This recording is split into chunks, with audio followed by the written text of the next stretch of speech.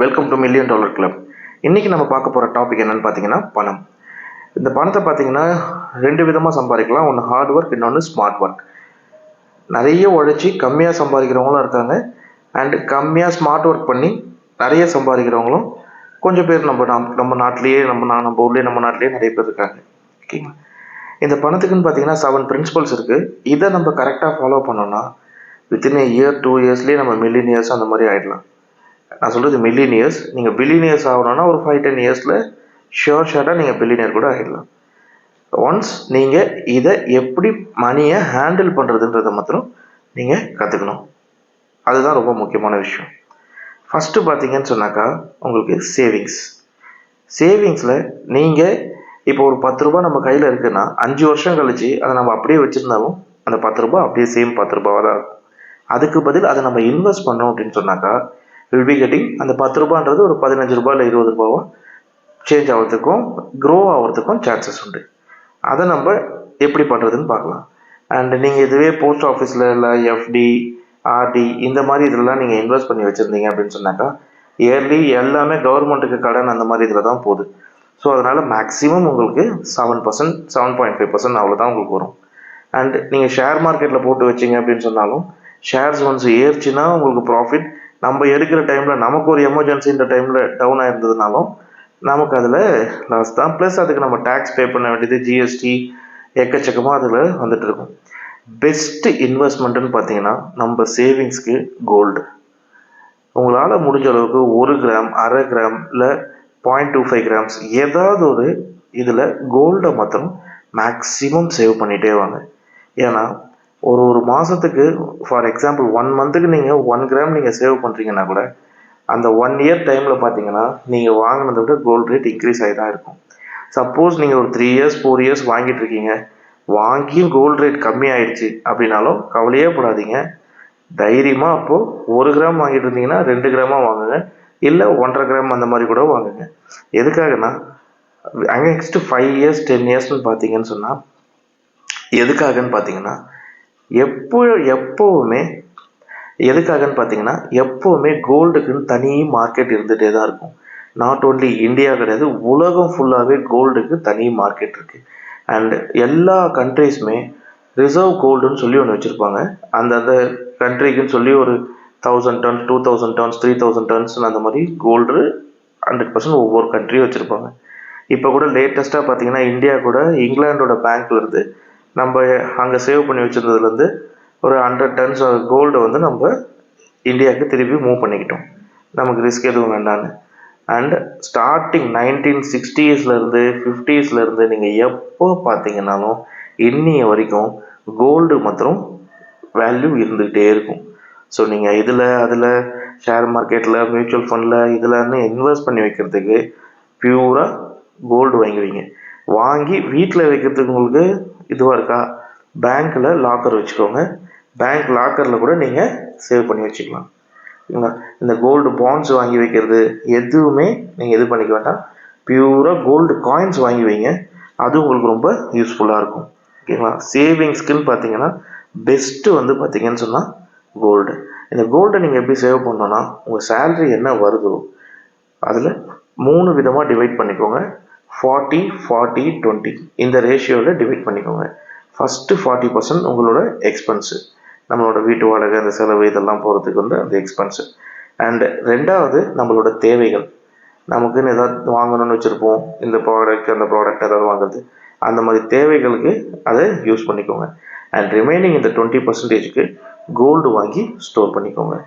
இது சேவிங்ஸ்க்கு best.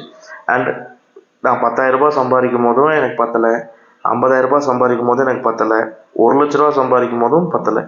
But 1 lakh சம்பாதிக்கும் போது நம்ம கஷ்டப்படுவோம் மீன்ஸ் பத்தலைன்னு. 10,000 ரூபாய் சம்பாதிக்கும் போதே ஏதோ ரிலாக்ஸாக நிம்மதியாக இருந்திருக்கும்.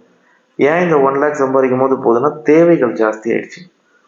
ஸோ தேவைகளை நம்ம குறைக்க முடியாது, நம்மளோட இன்கம்மை தான் இன்க்ரீஸ் பண்ணி ஆகணும்.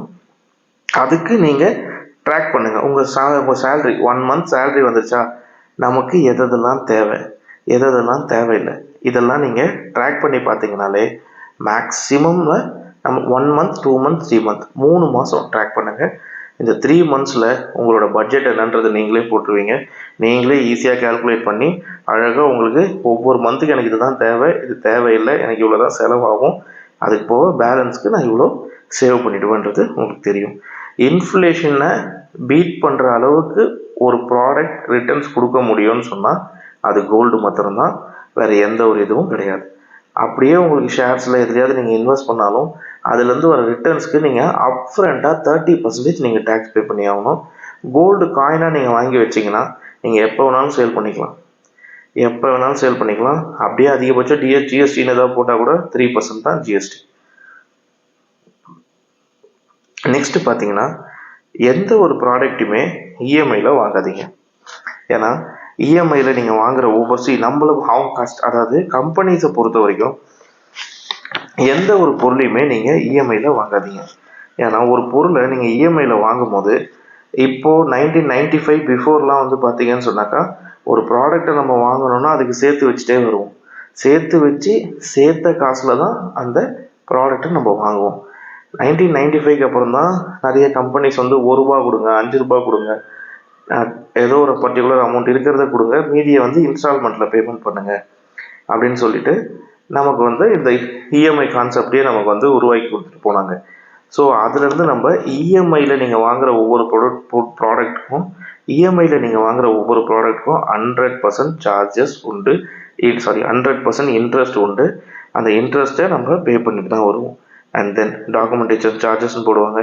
ஏதாவது ஒரு பவுன்ஸ் ஆகிடுச்சுன்னா செக் பவுன்ஸ் சார்ஜஸ்ன்னு போடுவாங்க. அது ஒரு பெரிய ஸ்கேம். இன்னும் அதை வந்து ரொம்ப நெக்ஸ்ட் இன்னொரு 5-10 இயர்ஸில் வந்து அடுத்த ஜென்ரேஷன் அதை புரிஞ்சுக்குவாங்க. Okay. And then credit card எப்போவுமே யூஸ் பண்ணிங்கன்னா அந்தந்த மந்தோட கட்டிடுங்க.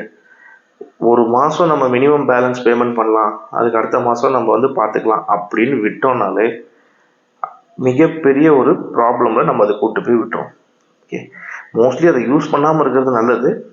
ஏன்னா ஒரு 5 வருஷம் நம்ம கரெக்டாக கட்டிடுவோம், 10 வருஷம் கரெக்டாக கட்டிட்டோம்னா ஒரு மாதம் மிஸ் ஆச்சுனாலே ஒரு 1 இயர் நம்ம அது இப்படியே இழுத்து நமக்கு வந்து சரியாக பேமெண்ட் பண்ண முடியலன்னா அவன் போடுற சார்ஜஸ் 60%. கிரெடிட் கார்டுக்கு 60% சார்ஜ் பண்ணுறான். ஓகேங்களா, இன்ட்ரெஸ்ட் ரேட். ஸோ அதனால் மோஸ்ட்லி கிரெடிட் கார்டு அவாய்ட் பண்ணுங்க. அப்படி யூஸ் பண்ணிங்கன்னா கிரெடிட் கார்டிலேருந்து இஎம்ஐயாக கன்வெர்ட் பண்ணாலே நமக்கு 18%. அவன் சொல்கிற கான்செப்டில் 6%, 10% சொல்லுவாங்க, ஆனால் 18% வரும். அந்த 18%க்கு ஒரு ஜிஎஸ்டிலாம் போட்டாங்கன்னா 22%ல் வந்து நிற்கும். இஎம்ஐயாக கன்வெர்ட் பண்ணலை, 6 months இஎம்ஐ, 9 months இஎம்ஐ அந்த மாதிரி. ஸோ கிரெடிட் கார்டை மோஸ்ட்லி அவாய்ட் பண்ணிக்கோங்க. நெக்ஸ்ட்டு பார்த்தீங்க அப்படின்னு சொன்னாக்கா ஸ்மார்ட்டாக நீங்கள் சேவ் பண்ணுறதுக்குன்னு பார்த்தீங்கன்னா உங்களுக்கு கோல்டு மாத்திரம்தான். கண்ணை மூடிட்டு கோல்டில் இன்வெஸ்ட் பண்ணுங்கள். 100% will be getting the good returns. நல்ல ப்ராஃபிட்டபுளாக நமக்கு 100% குட் ரிட்டர்ன்ஸ் அண்ட் ப்ராஃபிட்டபுளாகவே நமக்கு வந்து நமக்கு நம்ம போட்ட அமௌண்ட்டுக்கு நமக்கு நல்ல ரிட்டர்ன்ஸோட கொடுக்குற நம்ம போட்ட அமௌண்ட்டுக்கு நமக்கு நல்ல ரிட்டர்ன்ஸ் வரும்னா அது கோல்டில் மாத்திரம்தான். ஈவன் ஷேர்ஸில் இன்னைய வரைக்கும் நீங்கள் இந்த ஷேர் மார்க்கெட்டில் இருக்க பிக் ஷாட்ஸை விட்டுருங்க, நார்மல் பர்சன்ஸ் யாரை வேணாலும் எடுங்க, ஷேர்ஸில் லாஸில் தான் இருப்பாங்க. தென் லோன் வாங்கணும்னா அதுதான் சொன்னேன் இல்லைங்களா, இந்த இஎம்ஐ கட்டுறது, இந்த ப்ராப்ளம், அந்த இதெல்லாம் வந்துட்டு இருக்கும். ஸோ அதெல்லாம் பார்த்து இது பண்ணிக்கோங்க. ஒரு கம்பெனியை பொறுத்த வரைக்கும் அந்த கம்பெனி அவங்க ப்ராடக்டை நம்மக்கிட்ட எப்படி சேல் பண்ணலாம், நம்மளும் ஒரு ப்ராடக்டாக தான் அந்த கம்பெனி பார்ப்பாங்க. ஓகே. ஒரு வருஷத்துக்கு ஐஃபோன் இந்த வருஷன் தான் பெஸ்ட்டு, இந்த டிவி தான் பெஸ்ட்டு, இந்த வாஷிங் மிஷின் தான் பெஸ்ட்டு அப்படின்னு சொல்லி இந்த வருஷம் சேல் பண்ணுவாங்க. நெக்ஸ்ட் இயர் பார்த்தீங்கன்னா அதை விடலேருந்து ஒரு 10,000 இன்க்ரீஸ் பண்ணி, ஏன்னா inflation rate, money value calculate பண்ணி இதை விட இது பெஸ்ட்டு, ஸோ இதில் இந்த அட்வான்ஸ் டெக்னாலஜிலாம் நிறைய நான் சேர்த்துருக்கோம், ஸோ ஆட் பண்ணியிருக்கோம், ஸோ இப்போ நீங்கள் வச்சுருக்கிறது ஓல்டு மாடல், நியூ மாடலுக்கு சேஞ்ச் ஆகுங்கன்னு சொல்லிட்டு அந்த ப்ராடக்டையே நம்ம வாங்கியிருக்கோம்ல, நம்ம யூஸ் பண்ணிட்டு இருக்க அந்த ஏற்கனவே யூஸ் பண்ணிட்டு இருக்க அந்த ப்ராடக்டையே நம்ம கையிலேருந்து வாங்கிக்கிட்டு திருப்பி அவங்க புது ப்ராடக்டை கொடுப்பாங்க. அப்போ வாங்கும் போது 1 lakh கொடுத்து வாங்கியிருந்தோம்னா அது 40,000 அந்த மாதிரி தான் எடுப்பாங்க.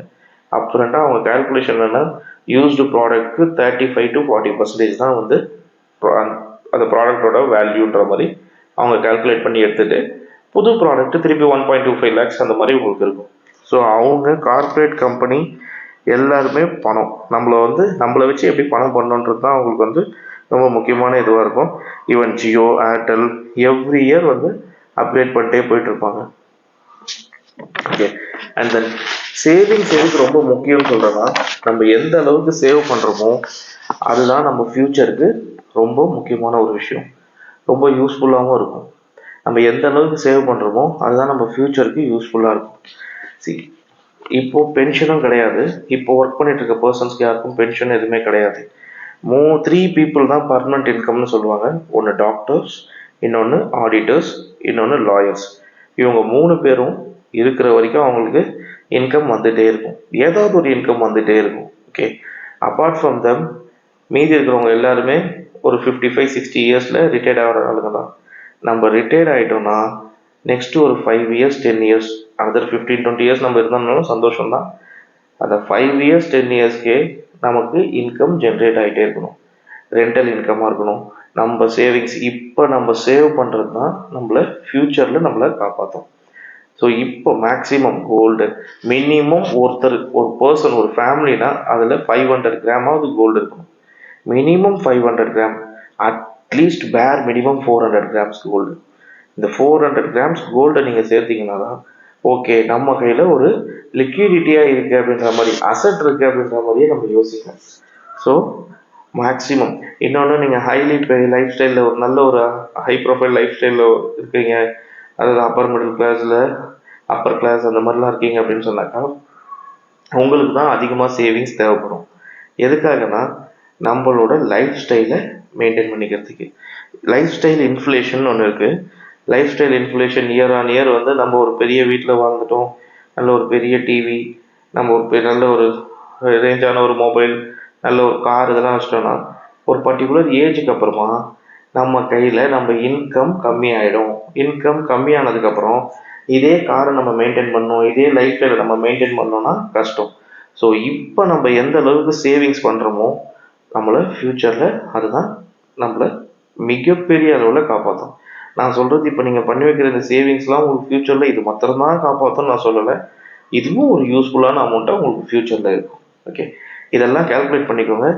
இஎம்ஐ ஸ்டார்ட் பண்ணிக்கோங்க. மோஸ்ட்லி இஎம்ஐ எதுவுமே போகாதீங்க. அண்ட் தென் தேவையில்லாத அன்வான்ட் ப்ராடக்ட்ஸ் அது எதுவுமே வாங்காதீங்க. அண்ட் லோன்ஸ் அதெல்லாம் மேக்ஸிமம் போய் மாட்டிக்காதீங்க. 15 வருஷம் 20 வருஷம்னு நம்மளை போட்டு ரொம்ப வருஷத்துக்கு இழுத்துருவாங்க. நம்மளோட சேவிங்ஸ்லையும் சரி எல்லாத்தையும் சேர்த்தே அவங்க வாங்கிடுவாங்க. ஓகே. அண்டு அந்த 4வது ட்ராக் பண்ணிக்கோங்க உங்கள் இன்கம்மை. எவ்வளோ நம்ம சம்பாதிக்கிறோம், அதுக்கு நம்ம எவ்வளோ செலவு பண்ணணும், 40-40-20 இந்த ரேஷியோவில் நம்ம எப்படி சேவிங்ஸ் பண்ணணும், எப்படி செலவு பண்ணணும், எப்படி என்ன நமக்கு தேவையான ப்ராடக்டை எப்படி வாங்கிக்கணும். ஓகே. அண்ட் தென் நம்மளோட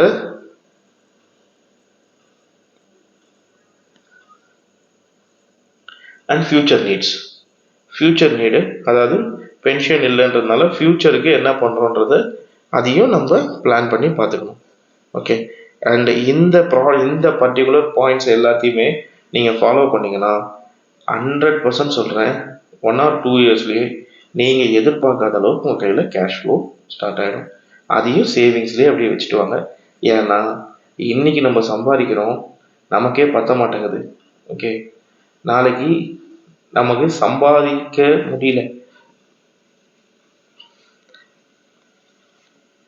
மோஸ்ட்லி சேவிங்ஸை இன்க்ரீஸ் பண்ணிக்கோங்க. எதுக்கு சொல்கிறேன்னா, இன்றைக்கி நம்ம நல்லா சம்பாதிக்கிறோம், இப்பயே நம்மளால் நம்மளோட நீட்ஸ் எல்லாமே அந்தளவுக்கு oh my god shit. எதுக்கு இந்த ரூல்ஸ் எல்லாம் ஃபாலோ பண்ண சொல்கிறேன்னா, இன்றைக்கி நம்ம நல்லா சம்பாதிக்கிறோம், நமக்கு கையில் காசு இருக்குது, நமக்கு ஆசைப்பட்டதை வாங்கிக்கிறோம், நமக்கு தேவையானதை நம்ம வாங்கிக்கிறோம். அண்டு லேட்டராக நம்ம கையில் காசு கம்மியாயிடும். ஏன்னா ஏஜாக நம்ம சேவிங்ஸ் எதுவுமே பண்ணலன்னு சொன்னாக்கா ஒரு டைமில் நம்ம இன்கம் ஸ்டாப் ஆக ஆரம்பிக்கும். அந்த டைமில் நமக்கு ரொம்ப பெரிய பேர்டனாக போயிடும். ஓகே. ஸோ இப்போவே நம்ம சேவ் பண்ண ஆரம்பித்தோன்னா நமக்கு ஃப்யூச்சரில் அது ரொம்ப யூஸ்ஃபுல்லாக இருக்கும். நான் அப்போ சொன்ன மாதிரி இந்த அமௌண்ட் மாத்திரம்தான் உங்களை காப்பாற்றுன்னு சொல்ல, இதுவும் ஒரு யூஸ்ஃபுல்லான அமௌண்ட்டாக உங்களுக்கு சேரும். ஓகே. தேங்க்யூ. பாய் நண்பா.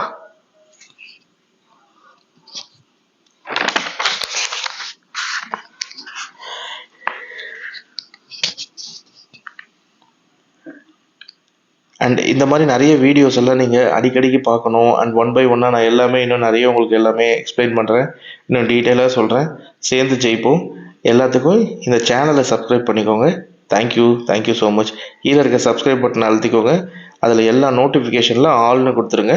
உங்களுக்கு எல்லா வீடியோஸும் நான் போஸ்ட் பண்ணுறது எல்லாமே உங்களுக்கு வந்துட்டு இருக்கும். நீங்கள் உங்களுக்கு ரொம்ப யூஸ்ஃபுல்லாக இருக்கும். Thank you bye.